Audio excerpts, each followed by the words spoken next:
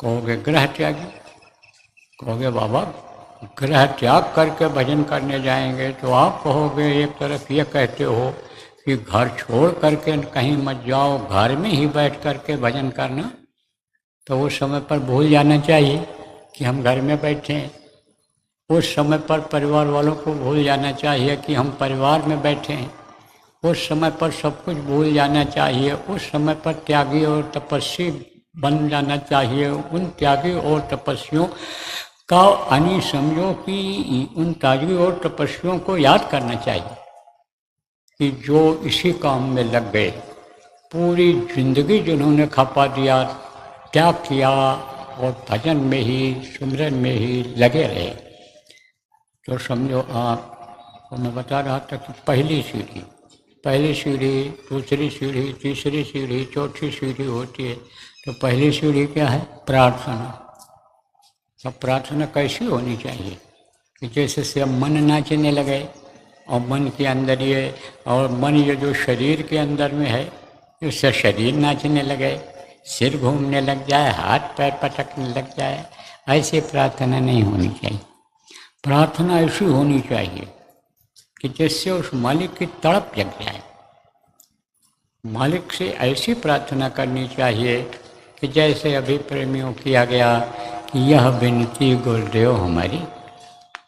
गुरु जो होते हैं, गुरुओं के भी गुरु होते हैं, देव होते हैं वो। आप समझो उनमें सारे देवी देवता सब समझो कि एक तरह से समाये हुए रहते हैं। पूरी ताकत उनमें होती है, रोम रोम में उनमें ताकत होती है। गुरु महाराज ने यज्ञ किया था, संत मत में यज्ञ नहीं होता है, लेकिन जीवों को पकड़ने के लिए गुरु महाराज ने बहुत सारे उपाय निकाले थे, समय समय पर निकालते रहते थे, जिससे संस्कारी जीव वहाँ खिंचकर पहुँच जाते थे। जो धार्मिक विचारधारा के लोग हैं, फंसे हुए हैं कहीं न कहीं, जब वो ये देखते हैं कि हमारे काम की चीज़ है, वहाँ चलना चाहिए, तब चले जाते हैं। देखो जैसे कहीं भंडारा हो, भागवत हो, भंडारा हो, सत्संग हो, शाकाहारी भोजन मिलने को हो, तो शाकाहारी लोग चले जाएंगे, मांसाहारियों के यहाँ कहीं भोजन खाने को होगा नहीं जाएंगे। ऐसे ही वो खींच करके चले आते हैं लोग। महात्मा खींच लेते हैं, डोर उनके हाथ में रहती है जीवों की, तो इसके लिए सब कुछ करते हैं। तो गुरु महाराज ने यज्ञ किया था, कहाँ पर? अहमदाबाद में, बहुत पहले की बात है ये। तो अब आप ये समझो कि 77 के बाद में, 77 से शुरू हुआ और समझो कि उसके बाद में पहले अयोध्या में हुआ, फिर काशी में, अयोध्या में हुआ, फिर अहमदाबाद हुआ, फिर काशी में हुआ। उस समय 3 यज्ञ गुरु महाराज ने किया था और कहा था चौथा होगा, लेकिन देर में होगा। तो होगा तो कब होगा, कहाँ होगा, यह भी आपको नहीं मालूम है, वो भी होगा। महात्माओं की बात गलत नहीं होती है, व्यथा न जाए देव ऋषमाणी। देवताओं की और महात्माओं की बातें ये बेकार नहीं जाती हैं, ये होकर ही रहती हैं, अमिट हो जाती हैं संतों की बातें। तो होगा तो अब बहुत से लोग तो कर डाले, कौन? जो मनमुखी थे गुरु महाराज के शिष्य लोग, वो तो चौथा महायज्ञ कर डाले अभी से, लेकिन हुआ नहीं है, अभी होगा। उसमें 1-2 आएंगे, करोड़ों आएंगे, करोड़ों की भीड़ होगी, बहुत बड़ा यज्ञ होगा। तो यज्ञ गुरु महाराज ने जब किया वहाँ पर, तो एक जो है 105 वर्ष के उम्र के एक पंडित जी थे, विद्वान थे, सबसे श्रेष्ठ वही थे, वही आचार्य थे। उस समझो कि सैकड़ों जो वहाँ यज्ञ करने के लिए विद्वान लोग बुलाए गए थे, जो वेद मंत्रों के द्वारा देवताओं को बुलाए थे और उनको आहुति दिए थे, उनको खिलाए थे। तो उन्होंने कहा गुरु महाराज के बारे में, मेरे सामने की बात, मैं भी उसी में लगा रहता था, वहीं सेवा में लगा रहता था। जो भी हुआ शाकली दे दिया, बैठा दिया, उठा दिया, पट्टी बिछा दिया, मैं भी लगा रहता था, उसी गुरु महाराज की दया थी।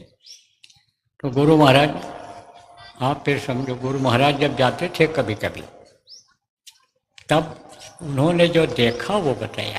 क्या बताया? हमारे सामने ही बात कहा। कई लोग कहे कि बाबा जी जब आते हैं तो उनके पैर के अंगूठे में मैं देवताओं का दर्शन करता हूँ। मैं देवताओं को देखता हूँ कि उनके पैर के अंगूठे में अन्य देवता चिपके हुए हैं। अब आप ये सोचो कि संत की कितनी बड़ी महिमा होती है। इसीलिए कहा गया संतों की महिमा अनंत, अनंत किया उपकार, लोचन अनंत उघाड़िया, अनंत दिखावन हार। तो प्रार्थना संत मत की करनी चाहिए। और किससे करना चाहिए? क्योंकि प्रभु को तो देख नहीं पाते हैं शुरू में। प्रभु का भेद कौन बताता है? संत सद्गुरु ही बताते हैं। प्रभु से मिलाते कौन हैं? संत सद्गुरु ही मिलाते हैं। देवी देवताओं के बारे में कौन बताते हैं? गुरु सद्गुरु ही बताते हैं। वही दर्शन अंतर में कराते हैं। तो सबसे पहले तो उन्हीं से प्रार्थना करनी चाहिए, उन्हीं से रोना चाहिए कि नित नव प्रेम जगह तुम्हारे प्रति, भाव छूटे संसारी। आपके प्रति नया नया प्रेम जगता रहे। आपके प्रति यानी ये न पैदा हो कि हम पुराने हो गए। गुरु महाराज कहा करते थे कि हमेशा अपने को, सत्संगियों को नया समझना चाहिए, समझना चाहिए। आज ही हम भर्ती हुए, कितनी बार नामदान क्यों न सुना हो, लेकिन ये समझना चाहिए आज हम नामदान दे रहे हैं। और गुरुपद स्नेह छूटे नहीं कब, भाव छूटे संसारी। संसारी भाव में बह रहे हैं आप लोग। जितने भी गृहस्थ हो संसारी भाव में बह रहे हो। संसारी भाव क्या है? देखा देखी करते हो, समाज में रहते हो, गलत आदमी जो काम करता है उसका नकल करते हो। उदाहरण के तौर पर आपको बता दूं कि जैसे कोई अत्याचार अन्याय कर रहा है, झूठ बोल रहा है, बेईमानी कर रहा है, चोरी कर रहा है, लूट घसोट कर रहा है, रिश्वत ले रहा है, और पड़ोसी है, देख रहे हो कि पिछले साल 1 ही मंजिल का मकान था, अब की बार इस साल 2 मंजिल का बना लिया, 3 मंजिल का बना लिया। जब भर्ती हुआ था नौकरी में, जब व्यापार शुरू किया था, तब उसके पास स्कूटर था, बाइक खरीदा उसने, फिर उसके बाद में कार खरीदा, 2 गाड़ियाँ 3 हो गई। कैसे हुई? ये तो नकली बिल बना देने से, डुप्लीकेट बना देने से, झूठ बोल देने से, मजदूरों का पैसा दबा देने से, दूसरे का उससे उधार ले लेने के न देने से ये हो गया। तो उसी चीज़ का नकल कर लेते हो, उसी का नकल कर लेते हो। आपका भी भाव उसी तरह चला जाता है। अब आप समझो ऐसे आदमी जिनकी आदत खराब हो गई है, किसी भी मामले में खराब हो गई, चाहे खाने में खराब हो गई, चाहे पीने में खराब हो गई, चाहे चरित्रहीनता आ गई, चाहे यह लूट खसोट की भावना ऐसी आ गई, तो जल्दी वो छूटती नहीं, वो भाव जल्दी बदलता नहीं है, बहुत रगड़ मारनी पड़ती है। जब बहुकाल कीन सत्संगा तब भय मोह भ्रम भंगा। जब खूब सत्संग में लाया जाता है, खूब सत्संग जब सुनते हैं, सत्संग की बातों की जब चोट पड़ती है, मार पड़ती है मन के ऊपर सत्संग की बातों की, तब उनके अंदर बदलाव आता है, उनका भाव ऐसा बन जाता है। और आप लोग भी संसारी भाव में बह जाते हो, तो भाव छूटे संसारी। गुरु से ये प्रार्थना किया जाता है कि ये जो संसारी भाव है, जैसे संसार की चीज़ें मिलती हैं, संस्कार, जैसे संस्कार यानी संसार में सुख शांति मिलती है, जो क्षणिक होती है, थोड़े समय के लिए होती है, उससे हमारा भाव हट जाए, भाव छूटे संसारी। शब्दकूट की सूरत हमारी बनी रहे पनिहारी। ये जो सूरत है, ये जो जीवात्मा है, यह कहाँ की है? शब्दकूप इसको बताया है। शब्दकूप किसको कहते हैं? कूप माने कुआं और शब्द माने आवाज। तो ये कहाँ की है? उस कुएं की है कि जहाँ पर भंडार है जीवों का।